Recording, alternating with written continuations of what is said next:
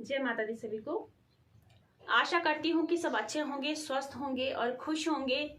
माँ अंबिके, जगदम्बिके, माँ शेरों वाली, माँ भद्रकाली, माँ विश्वेश्वरी दुर्गे से मैं यही प्रार्थना करती हूँ कि वो हमेशा आपके साथ रहे, आपके परेशानियों को दूर करती रहे और आपको हमेशा निरोगी रखे।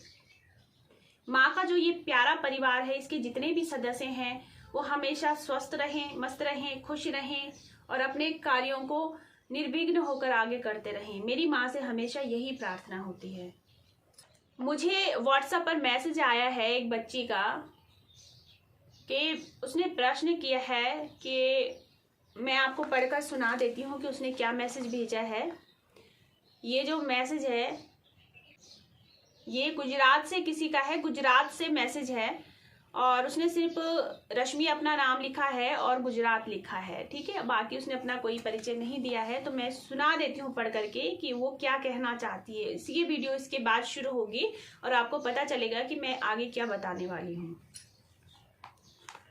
तो उसने लिखा है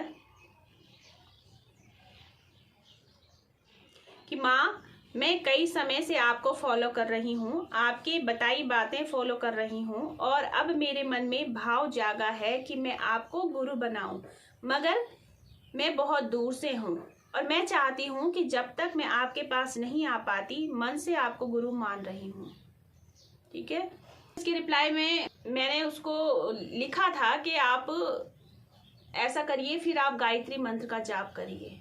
अगर आपने ये निर्णय कर ही लिया है, आप काफी समय से जुड़ी हैं, तो ये बात सुनकर वो थोड़ा परेशान हो गई और उसने मैसेज किया कि माँ, गायत्री मंत्र तो महिलाएं नहीं करती हैं। मैंने कई वीडियोस में देखा है कि गायत्री मंत्र महिलाओं के लिए वर्जित बताया गया है। गायत्री मंत्र करने से बहुत नुकसान हो जाता है अगर महिलाएं गायत्री मंत्र करें।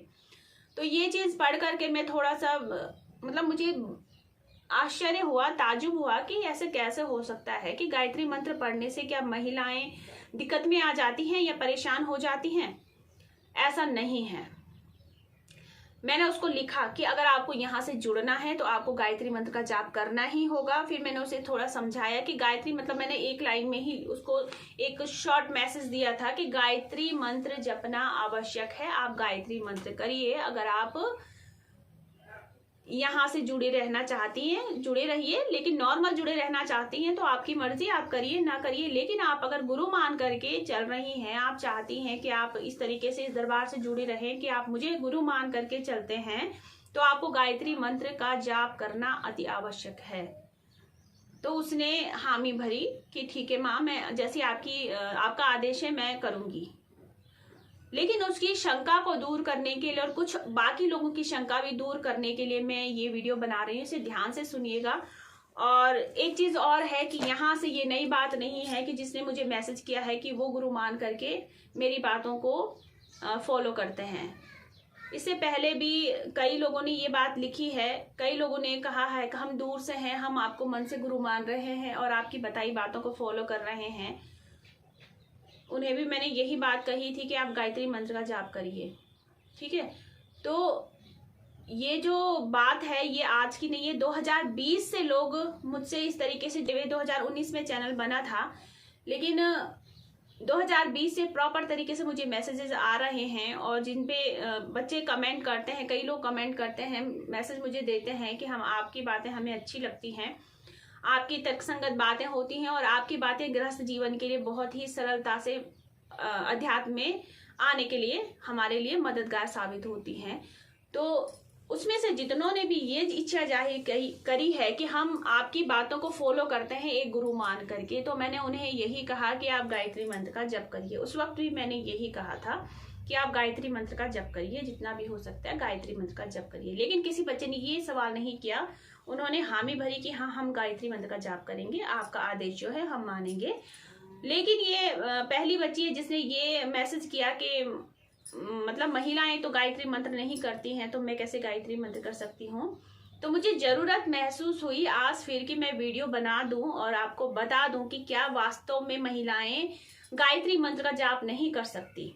फिर इससे ये हो जाएगा कि और लोगों के मन में भी जो इसको लेकर के सवाल उठ रहे हैं उन्हें भी उनका जवाब मिल जाएगा। तो गायत्री मंत्र जो है, तो सबसे पहले समझ लीजिए कि गायत्री कौन है।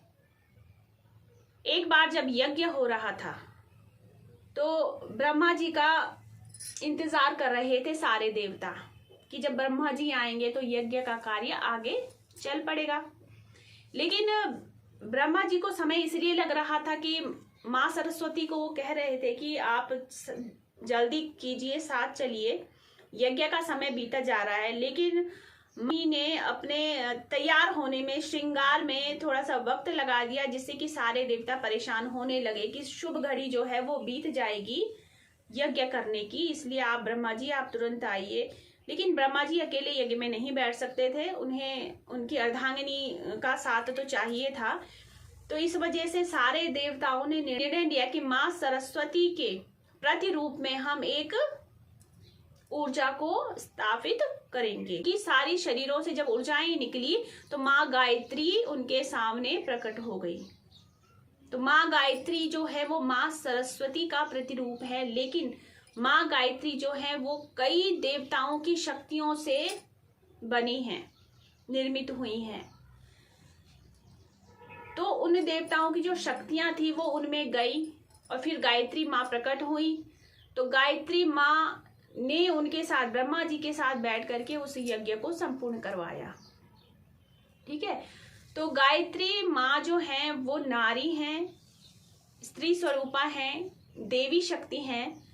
तो मेरा ये सवाल रहता है उन लोगों से जो ये बोलते हैं कि गायत्री मंत्र स्त्रियां नहीं जप सकती, कि क्यों नहीं जप सकती, क्या वो एक नारी नहीं है? इस सृष्टि में, इस ब्रह्मांड में, इस पृथ्वी में जितनी भी देवी शक्तियां हैं, ऐसी कोई देवी शक्ति नहीं है जिसकी आराधना, जिनकी पूजा महिलाएं नहीं कर सकती है। महिलाएं हर स्त्री शक्ति की पूजा कर सकती है, हर देवी शक्ति की पूजा कर सकती हैं। उनके लिए देवी शक्ति की पूजन पाठ विधि, साधना, जब तब कुछ भी वर्जित नहीं है। यहाँ तक कि वो अगर कहीं देवी का हवन हो रहा है तो वहां पर उन्हें पूरा अधिकार है, क्योंकि कहीं कहीं उनको रोक दिया जाता है हवन में आहुति डालने से, तो ये गलत है। जहां पर देवी से लेकर के कोई भी दैव कार्य चल रहा है वहां पर महिलाओं के सहयोग के बिना तो हवन संपन्न हो ही नहीं सकता है। महिलाओं के हाथ से आहुति पड़नी बहुत आवश्यक है, तभी माँ भगवती अपनी पूजा स्वीकार करती है। और ये मैंने प्रत्यक्ष प्रमाण देखा है, इसलिए मैं आपको बता रही हूं। तो गायत्री माँ का जाप जो है वो महिलाएं कर सकती हैं। और गायत्री जपने के लिए मैं क्यों कहती हूँ, अब मैं आपको ये बताती हूँ। गायत्री जपने के लिए मैं आपको इसलिए कहती हूँ कि जब भी आपका मन हो कि हम किसी को गुरु बना रहे हैं, देखिए ये सिर्फ मैं उन बच्चों के लिए कह रही हूँ जो यहाँ से जुड़े रहना चाहते हैं, ठीक है, जो यहाँ से जुड़े रहना चाहते हैं और भविष्य में गुरु बनाना चाहते हैं प्रॉपर तरीके से इस दरबार से, तो उनके लिए ये चीज बहुत जरूरी है। बाकी लोगों के लिए सिर्फ जानकारी है, चाहे तो ग्रहण कीजिए, चाहे तो इसको इग्नोर कर सकते हैं, लेकिन बताना मेरा कर्तव्य है। तो मैं आपको बता दूं कि जब भी हम किसी से जुड़ते हैं तो सबसे पहले अपने मन और तन को शुद्ध करना बहुत जरूरी होता है। उसके लिए हमें गायत्री मंत्र का जाप करना चाहिए, ताकि हमारा मन भी शुद्ध हो जाए और तन भी शुद्ध हो जाए। हम इंसान हैं, कई जगह पर घूमते हैं, कई जगह पर जाते हैं, और वहां जाने के बाद हमारे साथ न जाने कितने प्रकार की हवाएं हैं, ऊर्जाएं हैं, चीजें हैं, साथ लग जाती हैं। कोई हमारे शरीर पर गलत इफेक्ट डालना तुरंत शुरू कर देती है, कोई हमारे शरीर को केवल घर बना करके धीरे धीरे अपना असर दिखाना शुरू कर देती है। तो उन चीजों को हटाने के लिए तन शुद्ध कैसा होगा? तन शुद्ध से मतलब मेरा अर्थ नहाना नहीं है कि स्नान कीजिए, नहीं। स्नान करने से, केवल स्नान करने से तन शुद्ध नहीं होता है। हमारे तन के, हमारे शरीर के साथ कुछ ऐसी चीजें भी होती हैं कि जो हमारे शरीर को नुकसान कर देती है, हमें अध्यात्म में जाने से रोकती हैं, हमारा रास्ता बाधित कर देती है, पूजा पाठ में विघ्न डालना शुरू कर देती है। तो उस चीज को हटाने के लिए गायत्री मंत्र का ऑरा अपने बाहर बनाना बहुत जरूरी होता है। ठीक है, गायत्री मंत्र जब हम जपते हैं तो हमारे बाहर एक आवरण, जैसे जैसे गायत्री मंत्र की ऊर्जा बढ़ती जाएगी, हमारे बाहर एक आवरण सा बनना शुरू हो जाएगा, उसे ऑरा कहते हैं। वो हमारा तेज होता है और वो तेज बिल्कुल क्लीन होना चाहिए, यानी उसमें कोई नेगेटिविटी का उसमें कोई भी असर नहीं रहना चाहिए। तो उसको जब बनना शुरू होता है, तो जब हम गायत्री मंत्र जपना शुरू करते हैं, जब गायत्री मंत्र की ऊर्जा बढ़नी शुरू हो जाती है, तो हमारे शरीर, हम जब गायत्री मंत्र का उच्चारण कर रहे हैं तो हमारे हृदय में उसका एक ऊर्जा पुंज बनना शुरू हो जाता है। वो धीरे धीरे ऊर्जा हमारे शरीर से, जब हमारा आवरण धीरे धीरे बनता जाएगा, तो जब अपनी मतलब इतनी शक्ति उसमें आ जाएगी हमारी, ये होती है हमारी निष्ठा, हमारे विश्वास और हमारी लगन से। जब तक हमारे अंदर निष्ठा नहीं है, विश्वास नहीं है, लगन नहीं है, तब तक कुछ भी नहीं हो सकता। तब तक हम सिर्फ अपना टाइम पास कर रहे हैं, बैठ रहे हैं, हम अपना केवल समय दे रहे हैं। लेकिन हम पूरे विधि विधान मन से, विधि विधान का अर्थ मेरा कर्म कांड से नहीं है, विधि विधान का अर्थ है कि अपने मन को स्थिर करके बैठ जाइए, मन पक्का बना लीजिए। उसके बाद आप गायत्री मंत्र शुरू कीजिए। जैसे जैसे उसका ऊर्जा पुंज बढ़ता जाएगा, हमारे बाहर एक गोला सा बनना शुरू हो जाएगा, जो अदृश्य होता है, हमें दिखाई नहीं देता है लेकिन होता है। तो जब वो बनना शुरू होगा तो हमारे शरीर में जो नेगेटिविटी है वो अंदर से, जब हमारी ऊर्जा बाहर को निकलनी शुरू होगी वो मंत्र की, तो धीरे धीरे वो नेगेटिविटी को धक्का देना शुरू कर देगी, और जो नेगेटिविटी है वो धीरे धीरे हमसे दूर होती चली जाएगी।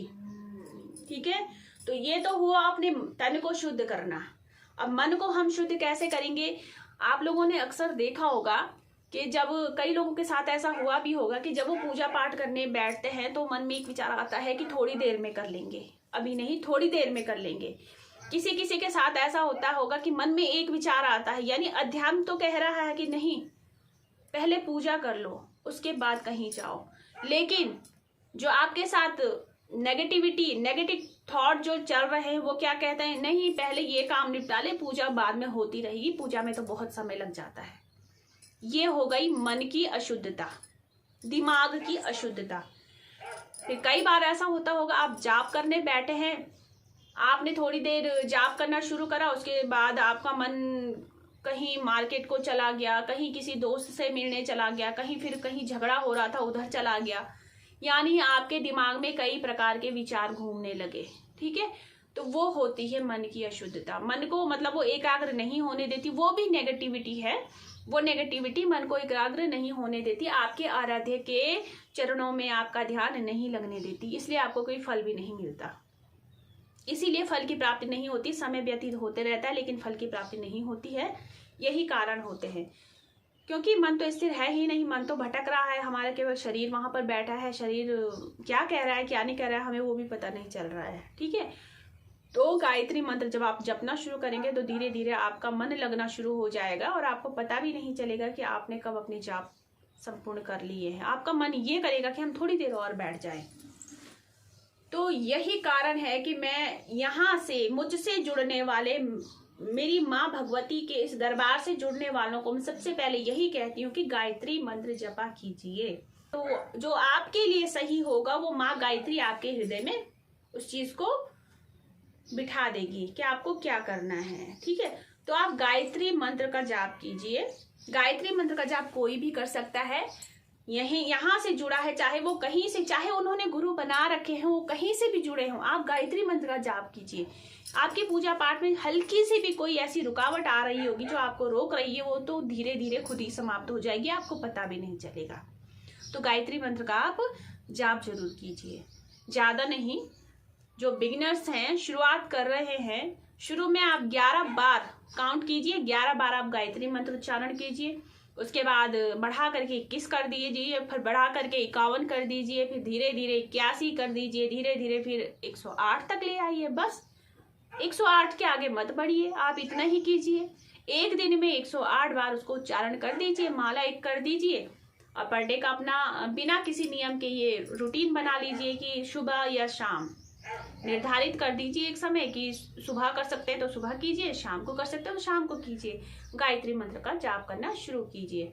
जिस वक्त आप गायत्री मंत्र का जाप करें, अपने सामने एक कटोरी में पानी जरूर रख लें और मंत्र जाप करने के बाद उस पानी को आप पी लें, क्योंकि जल में जो होती है वो अवशोषित करने की बहुत प्रबल शक्ति होती है। वो हर चीज को अपने अंदर एब्जॉर्ब करता है जो पानी होता है। तो आपकी जो मंत्रों की जो ऊर्जा निकलेगी वो पानी अपने अंदर सोख लेता है, तो वो ऊर्जा वो आपके साथ ही रहेगी, इसलिए उस पानी को बाद में आप पी लें। अब मैं बताती हूँ कि गायत्री मंत्र के साथ जो शक्तियां हैं वो कितनी हैं और कौन कौन सी हैं। देखिए, गायत्री मंत्र के साथ 24 शक्तियां हैं और उन 24 शक्ति, जो 24 शक्तियां हैं वो गायत्री मंत्र के 24 वर्णों में समाहित है। माँ गायत्री का जो मंत्र है 24 वर्णों से मिलकर के बना है, तो उसमें 24 देवों की शक्तियां समाहित है। और वो कौन कौन से देव हैं और उनकी क्या क्या शक्तियां हैं और उन शक्तियों का क्या क्या प्रभाव पड़ता है एक व्यक्ति के शरीर पर, मन पर, हृदय पर, वो मैंने अपने प्रेम भक्ति सरगम जो चैनल है उसमें प्रॉपर तरीके से बारीकी से बताया है। तो मैं लिंक डिस्क्रिप्शन में डाल दूंगी उस वीडियो का, आप उस वीडियो को ध्यान से सुन लीजिएगा, आपकी सारी शंकाएं दूर हो जाएंगी। और आप गायत्री मंत्र जाप करने से पहले जितने भी आपके सवाल है वो सारे के सारे सवाल समाप्त हो जाएंगे, क्योंकि उनका उत्तर आपको मिल चुका होगा। तो आप बिना किसी बंधन के, बिना किसी नियम के आप गायत्री मंत्र का जाप पर डे का कर सकते हैं। और कोई अनुष्ठान उठाना चाहता है तो 21-41 दिन का अनुष्ठान उठा सकते हैं। लेकिन जब आप अनुष्ठान गायत्री मंत्र का करेंगे तो उसमें कुछ चीज़ों का ध्यान रखना बहुत जरूरी होता है। अगर आप लोग चाहेंगे तो मैं उसका विधि विधान भी आपको बता दूंगी कि किस प्रकार से आप गायत्री मंत्र का अनुष्ठान कर सकते हैं। मुझे आप वीडियो के नीचे कमेंट कर दीजिएगा तो मैं आपको बताऊंगी जरूर। और अच्छा रहेगा कि आप वीडियो के नीचे ही कमेंट किया कीजिए। व्हाट्सएप पर जो आप सवाल भेजते हैं उसको वीडियो के नीचे ऐड कर दिया करें, ताकि और बच्चों को भी पता चले कि क्या सवाल भेजा है, ताकि मैं उस पर वीडियो बनाऊं तो सवाल पढ़कर ही समझ आ जाए कि मतलब किस पर्पज से मैंने वीडियो बनाया है। तो आशा करती हूँ शायद आपको समझ में आया होगा गायत्री मंत्र के बारे में, जो भी शंकाएं वो दूर हुई होंगी। चैनल को सब्सक्राइब कीजिए, अगर नए हैं तो वीडियो को भी लाइक जरूर करना, क्योंकि ये बात मुझे नहीं लगता कि किसी के काम की नहीं है, सबके काम की है। ठीक है, तो जय माता दी सभी को। माँ हमेशा आपके साथ रहे, हमेशा आपके ऊपर अपनी आंचल की इच्छाओं को बनाए रखे। जय माता दी। और माँ के इस प्यारे परिवार को आगे बढ़ाने में सहायता करें, वीडियोस को ज्यादा से ज्यादा शेयर करें और सब्सक्राइब करवाएं अपने चहेतों से, अपने जानने वालों से। जय माता दी।